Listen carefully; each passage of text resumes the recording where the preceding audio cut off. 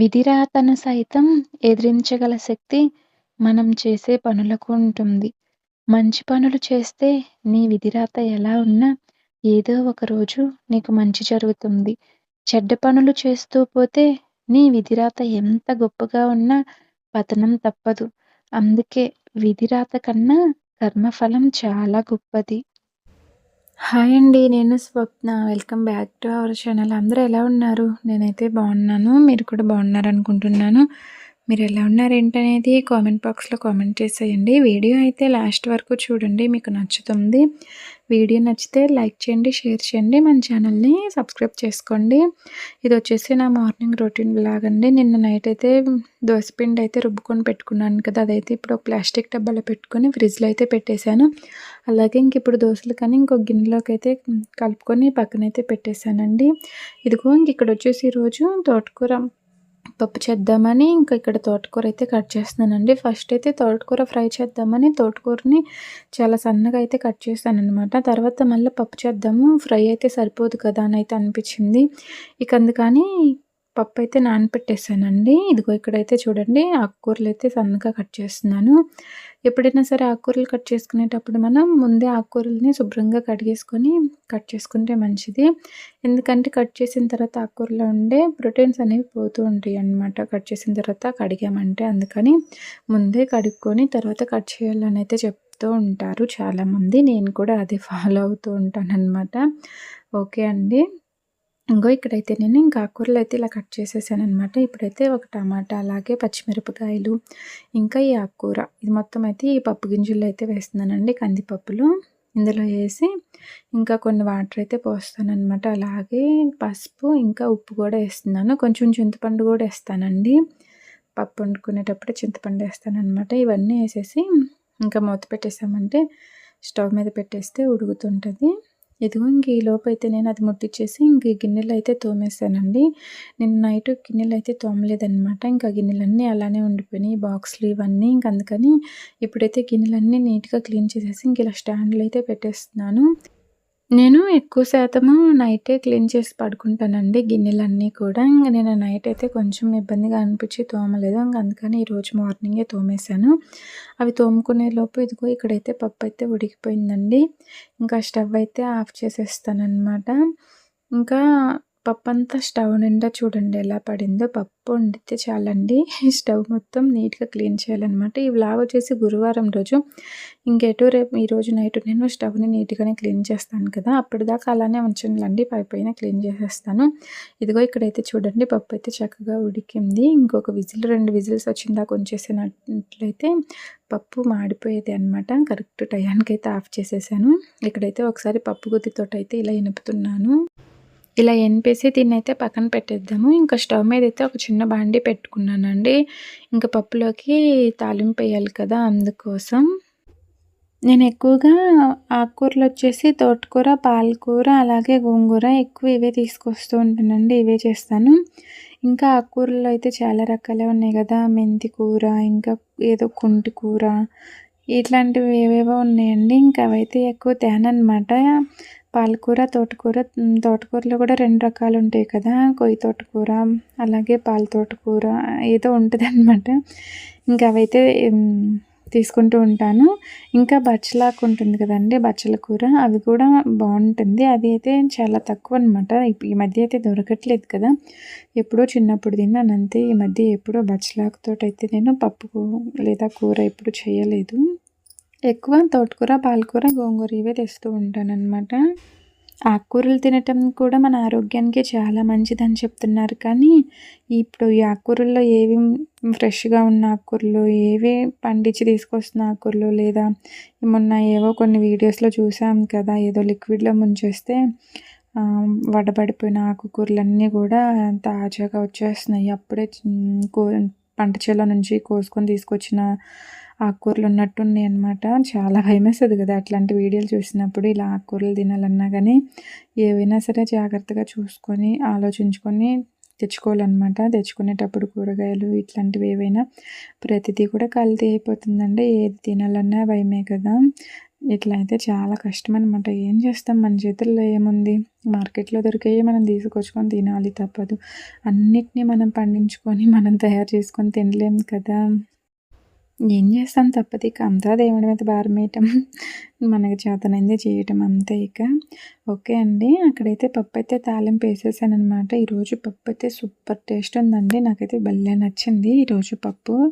హ్మ్. తోటకూర పప్పనమాట. చాలా బావుంది. అలాగే ఇంకా దోసలైతే పోసానండి. దోసలైతే పోసి ఇచ్చేసాననమాట. తింటున్నారు. ఇంకా బాక్సులు కూడా పెట్టేసానండి. ఇంకా మా వారికి, మా తమ్ముడికి ఇద్దరికి బాక్సులైతే పెట్టేస్తున్నాను ఇక్కడ నేను. ఈరోజు నేను కొబ్బరి చట్నీ అయితే చేశానండి. ఇంకా మా పిల్లలు, మా వారైతే పప్పుతో తింటామన్నారు. ఇక అందుకని ఇంక కొబ్బరి చట్నీ అయితే తాలింపేయలేదనమాట. అలానే ఉంచేశాను. ఇంక అది అలానే ఒక గిన్నెలో వేసి ఫ్రిడ్జ్‌లో అయితే పెడదాం అనుకుంటున్నాను. ఇంక అదైతే ఫ్రిడ్జ్‌లో పెట్టేసానండి. ఇంక పిల్లలనైతే స్కూల్ దగ్గర దింపేసి వచ్చేసాననమాట. ఇంక వచ్చేసిన వెంటనే నేను కూడా తిన్నానండి. ఫస్ట్ దోసలు పోసుకొని, తర్వాత ఇంక ఇల్లంతా ఒకసారి ఊడ్చేసాను. ఇంక తోమాల్సిన గిన్నెలైతే షింక్‌లో ఏసి, ఇంగో ఇక్కడైతే ఇంకా బట్టలైతే ఆరేద్దామని ఇంక బట్టలైతే తీసుకొస్తున్నాననమాట. బట్టలైతే ముందే వాషింగ్ మిషన్‌లో ఏసానండి. ఇంక అవైతే ఇప్పుడు తీసుకెళ్ళి ఆరేస్తున్నాను. ఈరోజు ఉదయం పిల్లల్ని స్కూల్‌కి తీసుకెళ్ళేటప్పుడు మా పాప, బాబు అయితే మమ్మీ ఈరోజు పప్పు కదా! వడియాలు ఏంచు మమ్మీ అని అయితే చెప్పారనమాట. సరే మీరు వచ్చేసరికి ఎంచుతాలనైతే చెప్పాను. ఇంక ఈ బట్టలు ఆరేసి వడియాలైతే ఎంచాలండి. ఇంక పొద్దున్నే ఎంచుతానన్నాను కానీ కాకపోతే మా వారు తీసుకెళ్ళనన్నారు. ఇక ఎందుకులే కొంచెం స్కూల్‌కి లేట్ అవుతుంది కదా! ఇంక వద్దన్నారు కదా! తీసుకెళ్ళట్లేదని ఇక నేనైతే కొంచెం పనైనాక ఎంచుదాంలనైతే అనుకున్నాను. చిన్నప్పుడు మనం గొట్టాలంటాం కదా! అవి గుర్తున్నాయా? అవేననమాట ఇప్పుడు నేను ఏంచేది. అవైతే రూపాయికి 4, 5 వచ్చాయి కదండీ! ఇప్పుడైతే అవొచ్చేసి అమ్ముతున్నారు. చాలా చోట్ల చూశాను ఇప్పుడు గూడా. కాకపోతే ప్యాకెట్ వచ్చి రూ. 10 అనుకుంటా. రూ. 10కి 4, 5 ఇస్తారు. మీలో ఎంతమందికి గుర్తుందో లేదో తెలీదు కానీ, ఇలా ఎంతమంది చేశారో కూడా తెలీదు. చిన్నప్పుడైతే నేను ఈ గొట్టాల ప్యాకెట్లు ఇట్లాంటివి కొనుక్కొచ్చుకున్నప్పుడు, లేదా మా అమ్మ కూడా ఇంట్లో ఎంచుతుంటదనమాట ఇలా పచ్చివి కొనుక్కొచ్చి. అట్లాంటప్పుడైతే నేను ఇవన్నీ 5 ఫింగర్స్‌కి అయితే పెట్టుకునేదాన్ననమాట. ఏళ్ళకి ఒక్కొక్కటి ఒక్కొక్క ఏళ్ళకి పెట్టుకొని అలా కొరుక్కుంటూ తినేదాన్ని. అలా ఫ్రెండ్స్‌తో కూడా చాలా సరదాగా ఆడుకునేవాళ్ళం అనమాట. భలే ఉంటది కదా! మీలో ఎవరైనా అలా చేశారా? నేనైతే చాలా సార్లు చేశానండి. మా అమ్మ కూడా ఇలా ఏయించుతుంటదనమాట. పచ్చి గొట్టాలు ఇవి తీసుకొచ్చి చిప్స్ లాంటివి. ఇవైతే నేను ఏళ్ళకైతే పెట్టుకుంటాననమాట. సరదాగా భలే ఉంటది.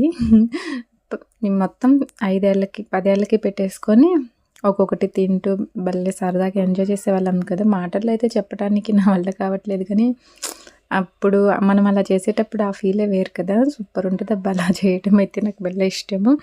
ఇవి చిన్న చిన్నగున్నాయి కానీ అప్పుడైతే అవి కొంచెం పెద్ద సైజులోనే ఉండేవండి. ఇదిగో ఇక్కడైతే నేను ఇంకా బట్టలారేసి వచ్చేసిన తర్వాత ఇంకా స్టవ్ మీద అయితే ఆయిల్ పెట్టేసి ఇంక వీటినైతే ఎంచుతున్నానండి. చిప్స్ గొట్టాలంటాం కదా! అవి ఇంకా వేరే చిప్స్ కూడా ఉన్నాయన్నమాట. అవి కూడా వేసి 2 అయితే ఎంచుదామని ఎంచుతున్నాను. ప్యాకెట్లో ఉన్నాయన్నమాట. ఇంకా అవైతే ఇలా ఒక డబ్బాకైతే పోసేసి ఇప్పుడైతే ఎంచుతున్నానండి. ఇక్కడ ఇవైతే చిటపటలాడుతున్నట్టు వస్తున్నాయి అన్నమాట. ఆయిల్ ఎక్కడ పైన పడుతుందని కంగారుగా ఉంది. చాలా జాగ్రత్తగా ఉండాలండి ఇలా వంటలు చేసేటప్పుడు. ఏంటి స్వప్న, చిప్స్ ఎంచడానికి కూడా జాగ్రత్తగా ఉండాలనుకుంటున్నారా? బాబోయ్! నేను చెప్పేది చిప్స్ ఎంచేటప్పుడు కాదండి. మీకు ఒక విషయం తెలుసా? నేను ఇప్పటి వరకు ట్రై చేయని రెసిపీ ఏదైనా ఉందంటే నాకు తెలిసింది ఎగ్ బజ్జీ అనమాట. ఎగ్ బజ్జీ ఎలా చేయాలో ఏంటో కూడా తెలుసు. కాకపోతే నేను ఎప్పుడు ఎగ్ బజ్జీ చేయలేదండి. నాకు ఎగ్ బజ్జీ చేయాలంటే చాలా భయము. ఎందుకంటే మా ఫ్రెండ్ ఒక అమ్మాయి ఉందనమాట. మా ఫ్రెండ్ ఎగ్ బజ్జీలు చేస్తుంది. ఎగ్ మొత్తం ఫుల్ ఎగ్ వేస్తుందనమాట.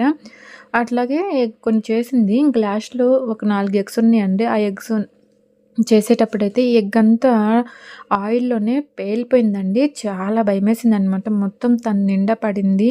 మొహం అంతా పాడైపోయిందండి. అలా తనకి మచ్చలు పడిపోయినాయనమాట. మొహం మీద కూడా మొత్తం కాలిపోయి దాదాపు ఒక నెల రోజులు చాలా ఇబ్బంది పడ్డదండి దానివల్ల. అది నాకు బాగా తెలిసిందనమాట. బాగా దగ్గర క్లోజ్ అనమాట. నేను అది చూసి ఇట్లా జరిగేసరికి నాకైతే చాలా భయమేసింది. జీవితంలో ఎప్పుడు ఎగ్ బజ్జీ చేయకూడదురా బాబోయ్! అనైతే అనిపించిందనమాట. అంత భయమేసింది. అసలుకి అది ఎట్లా పేలిందో ఏంటో చాలా భయమేసిందండి. అమ్మో! చాలా జాగ్రత్తగా ఉండాలి. ఎగ్ బజ్జీలు ఎప్పుడైనా చేసేటప్పుడు కూడా పూర్తి ఎగ్ ఏయటం కంటే కూడా ఎగ్‌ని కట్ చేసేయటం బెస్ట్ అనైతే నేను అనుకుంటున్నాననమాట. పూర్తి ఎగ్ ఏయటం వల్ల కూడా పేలిపోయి ఉండొచ్చు అనైతే అనిపించింది. కానీ ఆ రోజైతే చాలా ఘోరమండి. చాలా బాధపడ్డది. నాకింక అప్పటి నుంచి ఎగ్ బజ్జీ అంటేనే భయమనమాట. నేను ఎగ్ బజ్జీ ఎప్పుడు తినలేదు, ఎప్పుడు చేయలేదు కూడా. ఏంటి స్వప్న అలా ఒకసారి అయినంత మాత్రాన ప్రతిసారి అలానే అవుతుందా అని మీకు అనిపించవచ్చు. అలా అవుతుందని నేను అనట్లేదండి. కాకపోతే భయమనమాట. అలా మనకి బాగా క్లోజ్‌గా ఉన్న వాళ్ళకి అలా అయ్యేసరికి చాలా టెన్షనొచ్చేసింది. ఇంక దాన్ని చేయాలన్నా భయమే. ఎగ్ బజ్జీ అంటేనే నాకు చాలా భయమనమాట. అంతే ఒక్కొక్కటి మన మైండ్‌లో అలా పడిపోయిందంటే ఇంకంతే అది చేయాలనిపించదు. ఎగ్ బజ్జీ చేయాలన్నా గానీ నాకు అదే గుర్తొస్తది. అందుకే నాకు చాలా భయంతో నేను ఇప్పటివరకు ఎప్పుడు ఎగ్ బజ్జీ అయితే చేయలేదనమాట. కానీ ఎలా చేయాలి ఏంటనేది తెలుసు. అయినా కానీ చేయటం అయితే అస్సలు ఇష్టముండదు నాకు. చాలా అంటే చాలా భయమేసింది అది చూడటం వల్ల. అదే కాకుండా ఇంకొకటైతే రీల్స్‌లో కూడా వచ్చిందండి. రీల్స్‌లో ఒకసారి చూసాననమాట ఫోన్‌లోనే. ఒక ఆమె అయితే ఎగ్ బజ్జీలు చేస్తుంది. అలాగే బజ్జీలు చేసేటప్పుడు ఆమెతో స్టవ్ పేలిపోయిందనమాట. స్టవ్ కాదు స్టవ్ పైన ఆయిల్ బాండీ పెట్టింది కదా! అదైతే దాంట్లోకి మంటలొచ్చేసినియండి. అమ్మో! నాకది చూస్తే చాలా భయమేసింది. అది చూసినా గానీ, ఏంట్రా బాబు అసలకి వంటలు చేయటంలో గూడా ఎంత కష్టమో కదా! నిజంగా అనుకుంటారు కదండీ! అసలకి మనమైతే ఒక బాంబు పైనే వంటలు చేస్తున్నట్టయితే ఉంటదనమాట. అన్నీ పేలే పదార్థాలేనండి. ఎంతో జాగ్రత్తగా చేస్తూ ఉండాలి. అలానే ఎప్పుడు ఏదో ఒకటి జరుగుతుంటుందనైతే అనుకోవట్లేదు. కానీ మనకు తెలియకుండా ఎప్పుడో టైం బాగలేక ఎప్పుడేం జరుగుతుందో తెలీదు కదా! అంతే కాకుండా ఈ మధ్య అయితే కొన్ని రీల్స్ చూస్తున్నానండి. స్టవ్ దగ్గరుండి ఫోన్ మాట్లాడితే ఫోన్‌లు పేలిపోతున్నాయి. ఇలా కొంతమందికి ఇలా జరిగిందని చెప్తున్నారు కదా! అది చూసినా గానీ చాలా భయమేస్తుందనమాట. ఏంటో అండి బాబు! అన్నీ వచ్చి నాకే కనపడతాయి. నేను భయపడేది కాకుండా ఇలాంటివి చూస్తుంటే ఇంకా భయమేస్తది. అసలే నాకు చాలా భయమనమాట. దానికి తోడు ఇంకిట్లాంటివి కనిపించినప్పుడు ఇంకా భయం ఎక్కువవుతుంది. నాకనిపిస్తూ ఉంటది. ఫోను మాట్లాడుతంటేనే అలా జరిగింది. ఇక నేను కుకింగ్ వీడియోస్ కోసం ఇప్పుడు వ్లాగ్స్ షూట్ చేస్తాను కదా! వంట చేసేటప్పుడు ఫోను స్టవ్ దగ్గర పెట్టే వీడియో షూట్ చేయాలి కదా! మరింక ఇలా వామ్మో! ఇలాంటప్పుడేమన్నా జరిగితే దేవుడా! అని అంతా దేవుడి మీద భారమేసి చేస్తాననమాట. చాలా టెన్షన్‌గానే ఉంటదండి. నాకు ఈ మధ్య అయితే వీడియో షూట్ చేయాలంటే కూడా చాలా టెన్షనొచ్చేస్తుంది. ఇలాంటివి వీడియోస్ చూడటం వల్ల ఇంకా టెన్షన్ ఎక్కువైపోతుందనమాట. నాకు మాత్రం అది నిజమే అనిపించిందండి. స్టవ్ దగ్గరికి మనం ఫోన్ తీసుకెళ్ళటం వల్ల ఎప్పుడే ప్రమాదం జరుగుతుందో ఏమో మనకు చేతుల్లో అయితే ఏముండదు కదా! ఎప్పుడూ మన టైమే ఉండదు కదా! ఎప్పుడేం జరుగుతుందో తెలీదు. టెన్షన్‌గానే ఉంటది. కానీ ఏం చేస్తాము తప్పదిక. నేను కింద కామెంట్స్ కూడా చూసాననమాట. ఏం పెట్టారు ఏంటా అని. కొంతమందయితే మరి కుకింగ్ వీడియోస్ చేస్తుంటారు కదా! యూట్యూబ్‌లో వాళ్ళు వీడియో స్టవ్ దగ్గర పెట్టే వీడియోస్ అవి షూట్ చేయాలి కదా! అంటే దానికి కామెంట్ ఏం పెట్టారంటే రిప్లై ఏమిచ్చారంటే ఎప్పుడేం జరుగుతుందో తెలీదు. ఎనీ టైమ్ ఏమైనా జరగొచ్చనైతే పెట్టారు. ఇంకా అది చూస్తే ఇంకా భయమేసిందనమాట. అంతేకాకుండా ఇంకొకళ్ళేం పెట్టారో తెలుసా?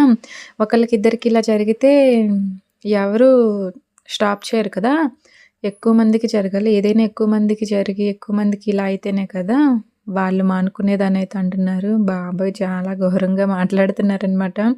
అవి చూస్తే నాకైతే చాలా భయమేస్తుంది. ఏంట్రా బాబు ఇట్లాంటివన్నీ మనకే కనపడతాయి అనైతే అనిపిస్తూ ఉంటదనమాట.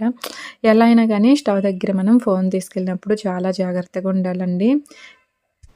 అంతే కాకుండా మా ఫ్రెండ్స్ కూడా ముగ్గురు, నలుగురు సేమ్ నేను చూసిన వీడియోనే నాకు షేర్ చేశారనమాట. స్టవ్ దగ్గరికి వంట చేస్తూ ఫోన్ మాట్లాడటం వల్ల ఇలా జరిగింది, ఇలా అయింది అని చెప్తున్నారు కదా! అదే రీల్ నేను చూసిన తర్వాత నాకు నలుగురు, ఐదుగురు షేర్ చేశారండి దాదాపు. పాపం వాళ్ళందరికీ థ్యాంక్ యూ అండి. నా కోసం ఆ రీల్ షేర్ చేసినందుకు. నేను స్టవ్ దగ్గర ఇలా వీడియోస్ చేస్తూ ఉంటాను కదా! జాగ్రత్తగా ఉండమని నాకు షేర్ చేసినందుకు వాళ్ళందరికీ థ్యాంక్ యూ సో మచ్ అండి. ఓకే అండి. నేనైతే జాగ్రత్తగా ఉండడానికే ట్రై చేస్తాను. జాగ్రత్తగానే ఉంటాను. ట్రై చేయటం కాదు. ఇదిగో ఇంక గిన్నెలన్నీ తోమటం అయితే అయిపోయినాయండి. స్టాండ్‌లో అయితే పెట్టేసాననమాట. ఈ వీడియో మీకు ఎలా అనిపించిందో చెప్పండి. నచ్చితే లైక్ చేయండి, షేర్ చేయండి, సబ్స్క్రైబ్ చేసుకోండి.